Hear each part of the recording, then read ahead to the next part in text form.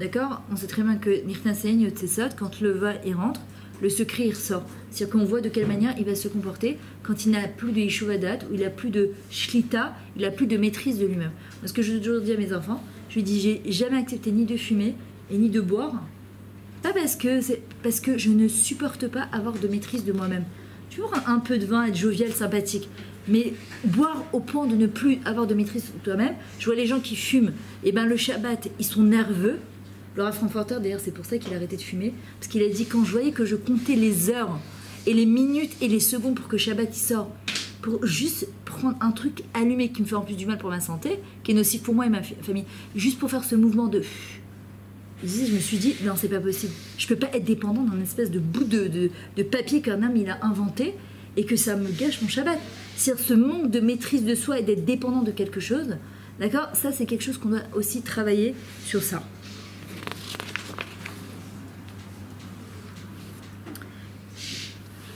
Maintenant, quelqu'un par exemple qui n'a pas de zèle, c'est quelqu'un de mou, il est paresseux, il est fainéant, il n'est pas empressé dans ce qu'il fait. Comment Hachem il peut lui demander d'être empressé? Alors en vrai, vous allez voir que les gens fainéants et paresseux, quand tu leur donnes un truc kiffant, par exemple demain je vous dis on part à Eilat, je vous promets qu'à 5h du matin vous êtes debout, si vous savez qu'à 6h vous devez être à l'aéroport. Pourquoi? Parce que c'est un kiff, parce que vous êtes motivé.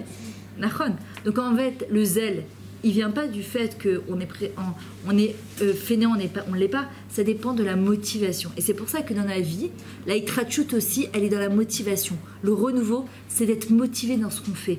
Toujours être motivé vraiment dans ce qu'on fait. Par exemple, il y a des gens qui n'ont pas un très bon cœur. Ils doivent travailler sur ça, sur le chesed. Et en vrai, en général, quand est-ce qu'on a un bon cœur? Quand on est motivé par quelque chose. Quand j'attends quelque chose en retour, putain, je suis la personne la plus gentille du monde et la plus généreuse. Et je dois vérifier, attends, comment ça se fait que Pitom, d'un truc que je suis pas très généreuse en général, mais là, Pitom, j'ai été généreuse. Parce que forcément, j'attends quelque chose en retour. Maintenant, c'est pas grave. Parce qu'il y en a qui disent, ah, mais c'est dégueulasse de faire un truc pareil. C'est pas grave. Betor lo lishma yavo lishma. De quelque chose que, a priori, qui n'est pas lishma, c'est pas les Shem Shamaim, c'est pas comment dire, ni naturel ni purement les Shem Shamaim.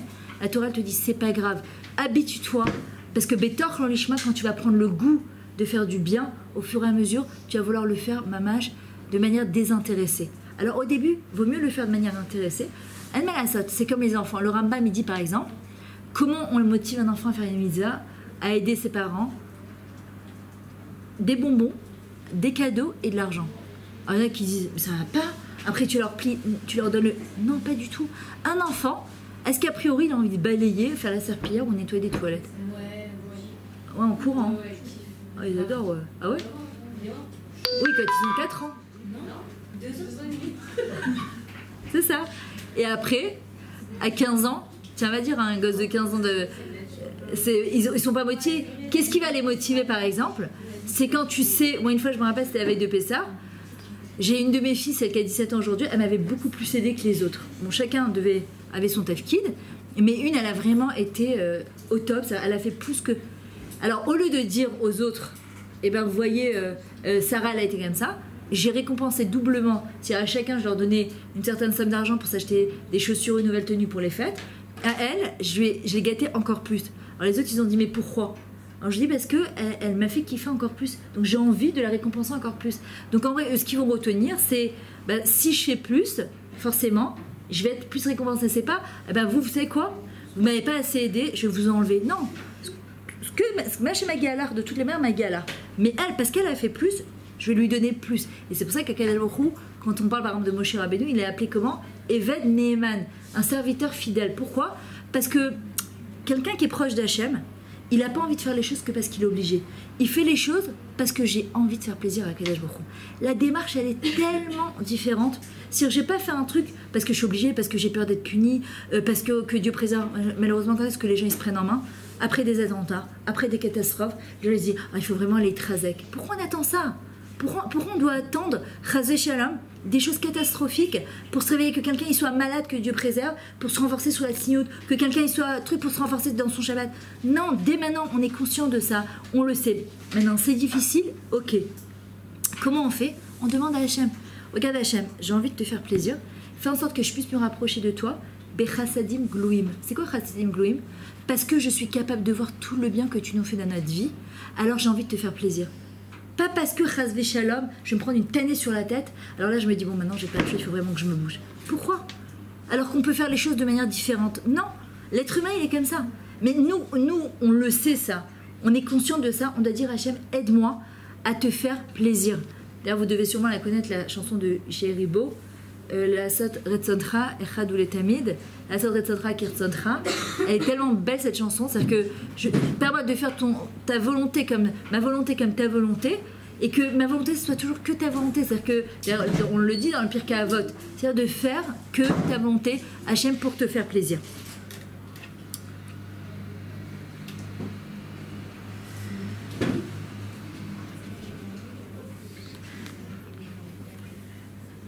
On doit avoir cette fierté et cette conscience de ce que c'est qu'être juif. Qu'est-ce qu'on dit? Ashrenu ou matov manaim goralenu. Matov chelkinu, c'est-à-dire qu'est-ce qu'elle est bonne, notre part. On se lève le matin, on a toujours un but en tant que juif. On sait où on met les pieds, on sait où on va, on sait où s'accrocher, on sait vers qui tourner, on sait à qui demander. D'accord? Juste ça, d'accord? Ashrenu, on a de la chance. Moi, j'habite juste en face du village. Quand le matin, je les entends 5 fois par jour. Tous les vendredis soirs, j'ai le droit à leur mariage. Là, j'en peux plus. Jusqu'à nous, ils nous arrêtent la musique à 11h, jusqu'à 3h du matin. Le même style. Et c'est tout le temps la même chose. Ribonoche, il ne change pas de son, de rien. Et les mêmes choses, avec les pétards et les trucs et les feux d'artifice. La même chose. Après, je me dis, tu te rends compte bien quand même que tu aurais pu être né dans le village d'en face et en train de regarder. Et là, je suis Shabbat en train d'observer, moi de l'autre côté. C'est-à-dire que, mais ma mâche, on doit prendre conscience de ça. Baruch Hashem, Matov Chelkenu. Combien elle est bonne, notre part, ou Manaim Goralenu, ou combien il est agréable, notre part. Si j'arrive pas à vivre les choses de cette manière-là, alors je dois demander à Kadesh Baruch Hu de m'aider. La Mishnah vient et nous dit: sois hardi comme le léopard, léger comme l'aigle, rapide comme la gazelle et fort comme le lion, pour faire la volonté d'Akadosh Baruch Hu. Pourquoi? On dit c'est quoi la force du lion? Un lion, en général, les autres animaux, quand ils sont presque, ils viennent prendre leur proie, en général, s'il y a quelque chose qui leur fait peur, ils vont se sauver. Le lion, en vrai, on dit il fait jamais cette évaluation, il ne fuit devant aucun obstacle. On dit, et c'est de là que vient sa puissance. Pourquoi la Torah vient, la Mishnah nous dit sois fort comme un lion. En vrai, très souvent, qu'est-ce qui se passe? Vous connaissez peut-être la lettre du Yetzer Hara, où il vient, il dit le Yetzer Hara, j'en ai marre de me battre avec des gens qui au premier ring, tu leur mets un coup de poing, ils tombent et ils se relèvent pas. Alors que vous savez qui c'est qui va venir nous chercher à 120 ans? C'est notre Yetzer Hara, c'est notre coach de vie qui est appelé Tov Meod. Il est bon, c'est-à-dire que en vrai, quand il nous met devant une embûche, quelque part la voix qui est derrière, c'est tu es capable de dépasser et surmonter ça. Tu es capable de dépasser et de te dépasser. Tu peux y aller. Sois fort comme un lion. La Torah te dit, Akadosh Baruch Hu, il nous met pas devant un Nisayon, devant une épreuve qu'on ne peut pas surmonter. Le mot Nisayon, ça vient du mot les hypnoses. C'est quoi l'hypnoses? Être élevé. Dans le mot Nisayon, on a le mot Nes, le miracle. Parce que aller à l'encontre de sa nature, dépasser sa nature, c'est un vrai miracle. Mais si je veux des miracles aussi dans ma vie, il faut que je dépasse ma nature. C'est-à-dire qu'Akadosh Baruch Hu, pourquoi on dit de la Ashri Yojebetecha, Asher Ikra ou Behemet, Retzon Ira Viase, celui qui appelle Akadosh Baruch Hu Behemet, pas je l'appelle comme ça, non, Behemet, c'est-à-dire je veux vraiment aller de Gaber, je veux vraiment aller de l'avant. Retzon Ira Viase, il fera la volonté de celui qui l'appelle, qui le craint. C'est-à-dire qu'Akadosh Baruch Hu, il est là, il veut nous aider. Et il peut nous aider. Mais il attend que d'abord, le Ratzon, il vienne de nous. La volonté, elle vienne de nous.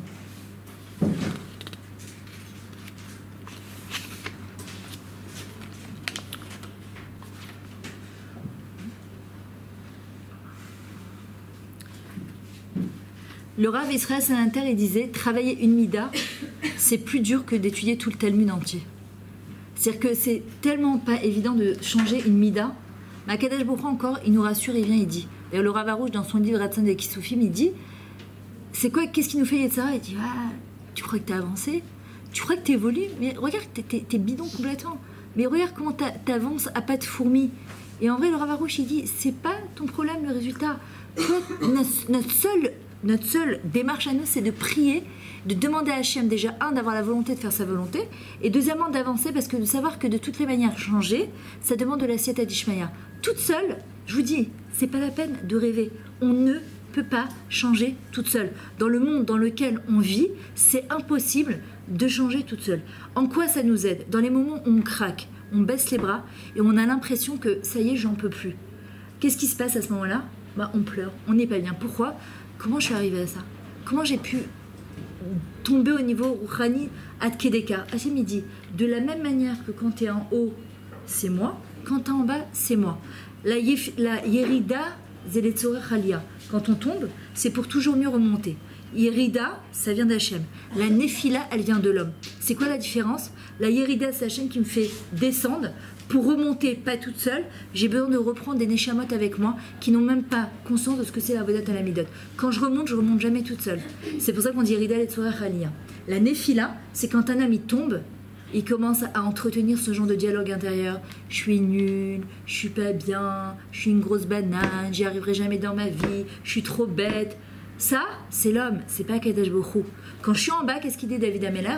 Quand il va être intronisé après 28 ans, il a fait le Teilim, lo gavalibi velo ramouenai, lo alarti bigdolot ou beniflot mimeni. Ça veut dire quoi? Mon cœur, il s'est pas enorgueillir.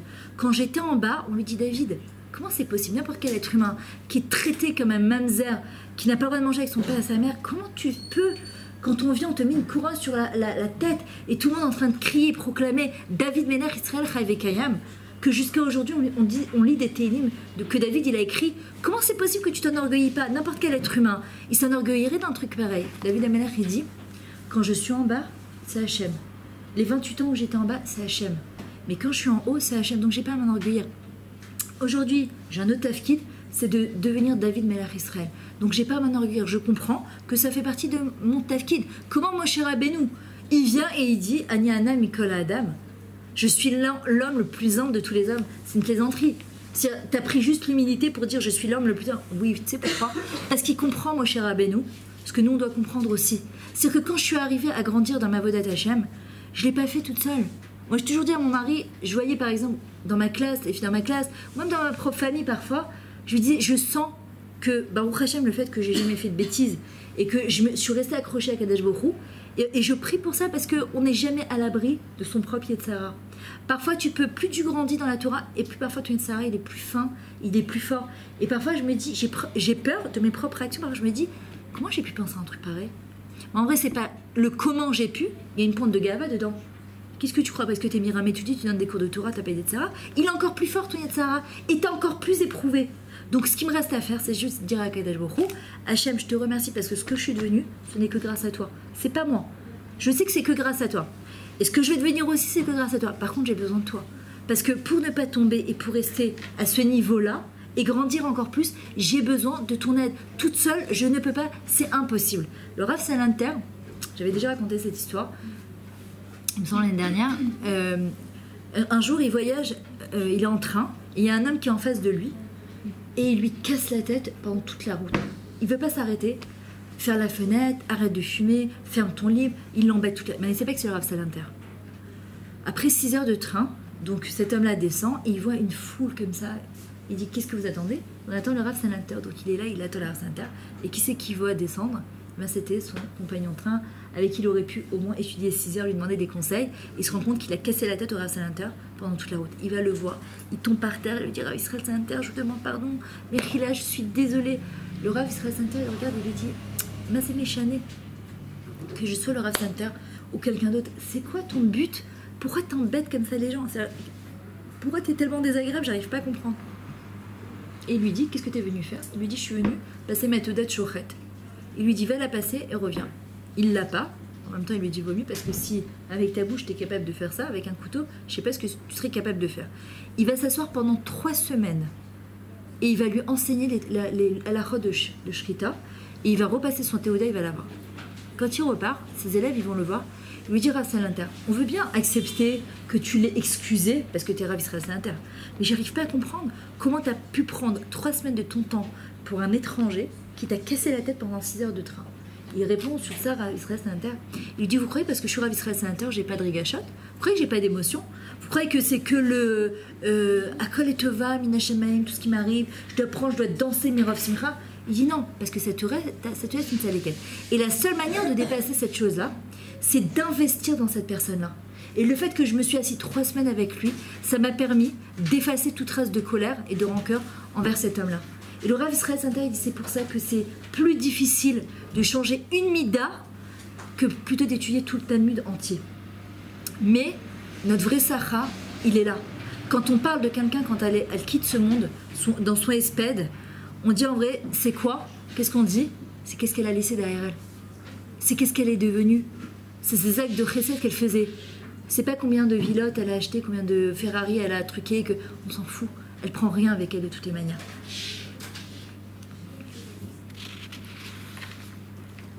Maintenant, c'est quoi le sens d'une bonne mida? Parce qu'on avait expliqué qu'il n'y a pas de mida, il n'y a pas de défaut qualité dans la Torah. On appelle ça une mida. Une mida, en fait, c'est un juste milieu. C'est d'une mauvaise mida, en fait, il faut la faire tendre vers quelque chose de bon. Par exemple, quelqu'un qui est kulo chesed, comme Avraham Avinu, il adore faire du chesed, il adore être compatissant avec les gens. Il faut faire attention. Parce que dans ça peut perdre certaines personnes. Est-ce que ma volonté de faire plaisir aux gens, est-ce qu'elle vient pas plutôt du fait que comme je manque de confiance en moi, j'ai besoin de l'eratzot et de kol olam, de faire plaisir à tout le monde pour que tout le monde pense que je suis quelqu'un de très gentil? Ou bien, j'ai vraiment besoin, ça m'amène du sipouk, de la satisfaction d'aider les gens. Rabbi Yehuda Nassi vient dans la Mishnah et dit, quand tu fais du chesed, il doit être bon pour toi et pour celui qui le reçoit. Parfois, il faut se dépasser dans son chesed. Mais fais attention, quand tu fais du chesed, il ne doit pas être bon que pour la personne qui la reçoit. Si ça va te bouffer et te ronger ta vie, et que ça va être sur le compte de ton mari, de tes enfants, de ta propre famille, à un moment, ça ne s'appelle plus du chesed. Donc, comment je vais canaliser cette mida dans le juste milieu? Parce que le plus dur, le Rambam, il dit, ce qu'on appelle le juil lazav. Le juste milieu, de ne pas être ni à droite, ni à gauche d'une mida. Ça, c'est le plus dur. C'était Yaakov Avinu, ce qu'on appelle la différette. Par exemple, quelqu'un qui est très empressé, par exemple, moi je suis une fonceuse. Mais aujourd'hui, j'ai appris avec le temps à prendre un peu du recul. Parce que parfois, à trop foncer, parfois tu fais n'importe quoi. C'est-à-dire quand tu es trop empressé dans ce que tu fais, alors ça peut être parfois limite Choser Savlanut, manque de patience. Ah, je fonce, je me rappelle à l'époque, on avait le restaurant avec mon mari, c'était veille de Shavuot, mon mari m'a dit peut-être qu'il faudrait qu'on fasse de la pub dans les tours Volson. Qu'est-ce que j'ai fait? J'ai pas réfléchi une fois, 2 fois, je suis partie faire des flyers. Maintenant, j'ai pas très réfléchi aux flyers, mais je me suis dit, il faut qu'on les fasse, on est 2 jours avant Shavuot, c'est dommage de perdre du temps. Je sais pas comment, les flyers ils sont sortis moitié russe, moitié anglais, moitié hébreu. Ne me demandez pas comment, on ne prenait rien, la seule chose qui avait marqué c'était pâtisserie et une adresse. Mon mari m'a dit, qu'est-ce que c'est que ça? C'est pas distribué là, en tout cas. Bon, je les ai quand même distribués, je suis partie quand même, je vais pas dire, je les ai quand même distribués parce que je me suis dit, il y a des gens qui parlent anglais, ils comprendront ce qu'il y aura, de toute façon maintenant ils sont là. Pourquoi? Parce que j'ai pas pris le temps de réfléchir. Par exemple, moi je suis très empressée, mon mari il va plus réfléchir à ce qu'il fait. Et parfois, lui, par contre, il réfléchit trop. Donc parfois, il fait, maintenant, on se complète très bien dans ça, parce que quand je fais un flyer aujourd'hui, quand je fais une pub, je le monte toujours, parce qu'il a une autre manière de regarder les choses. Il va me dire, ça il faut changer, ça il faut truquer. Et moi, comme je suis empressée de faire les choses, parfois ça peut me perdre. Donc il faut savoir juste où trouver justement le juste milieu. Maintenant, par exemple, quand quelqu'un il est compatissant, c'est très bien d'être compatissant. Mais il y a marqué dans la Torah, celui qui est trop Rahman avec un Arzari, quelqu'un qui est trop compatissant avec quelqu'un qui est cruel, il finira par être cruel avec les gens pour lesquels on doit être compatissante. Ça veut dire que chaque Mida Tova à l'extrême, c'est pour ça que Yitzhak, quand il va reprendre le flambeau d'Abraham, il va devenir din. On te dit, mais non, normalement Yitzhak, qu'est-ce qu'il aurait dû faire? Continuer ce que son père il a fait. Oui, mais il a vu que trop de chesed, c'était pas bon. Donc lui, il va tomber à l'extrême et il va créer la gvura, les limites, le côté gibor, miso à gibor, à kovash trop, celui qui est fort, c'est pas celui qui a le dernier mot et qui est, excusez-moi l'expression, qui a une grosse gueule, d'accord? Et moi je vais avoir le... Non, c'est celui justement qui vient et qui sait mettre des limites dans ce qu'il fait. Et c'est Yaakov qui va venir justement redoser cette chose-là.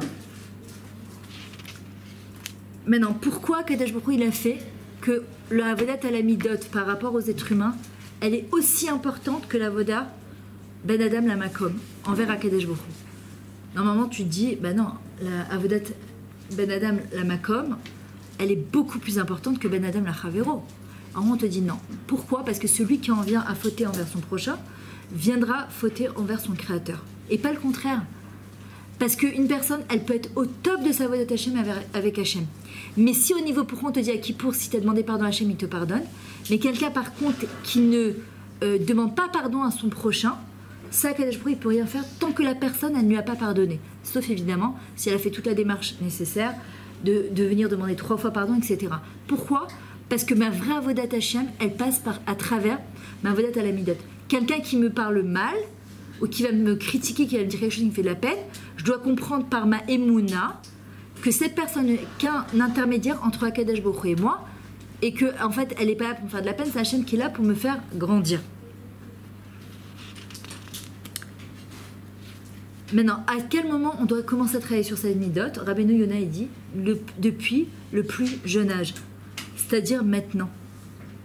Normalement, on commence avec les enfants depuis l'âge le plus petit, mais maintenant, même s'il y a des choses qu'on sait qu'on n'a pas encore travaillé, maintenant parce qu'on est encore souple, maintenant on est malade. C'est pour ça qu'on dit aussi aux gens de se marier le plus jeune possible, dans la mesure du possible évidemment. Pourquoi? Parce que dans le couple il est encore frais, il est souple. Plus on prend de l'âge, plus on acquiert des habitudes parfois de vieilles filles ou de vieux garçons, et parfois c'est beaucoup plus compliqué après de s'adapter à la personne qui est en face de nous. Rabbeinu Yonah, il dit quoi? Il dit, si c'est pas maintenant, c'est quand? Comme il dit, il a la zaken, im anani li mili, im lo la'atzmi mi'ani, ve'im lo arsham ve'matay. C'est-à-dire que si je suis pas pour moi, si c'est pas moi qui vais travailler sur mes midot, alors c'est qui? Si je le fais pas moi, personne le fera à ma place. Et si c'est pas maintenant, alors c'est quand? Les gens ils disent, plus tard, dans 1 an, dans 2 ans, quand je serai mariée. C'est faux, c'est maintenant. Moi, je sais pas ce qu'il va y avoir demain. Demain, c'est pas mon problème. C'est aujourd'hui. Aujourd'hui, je peux changer, même un petit peu. Je change un petit peu. Aujourd'hui, j'ai fait mon birkat Amazon. Je me rends compte que je me suis pas concentrée. J'arrive à Osé Shalom Imromav. Je peux me concentrer. Rabbi Nachman, il dit, Chazak, t'as gagné un bon point. T'as gagné un bon point. Ouais, mais le reste du birkat, l'oméchané, ce que t'as pu attraper en chemin, c'est encore un plus, et encore un plus, et encore un bonus. Rabbeinu Yonah, il dit comme ça, un plan que l'on redresse dès le début deviendra un arbre d'oie.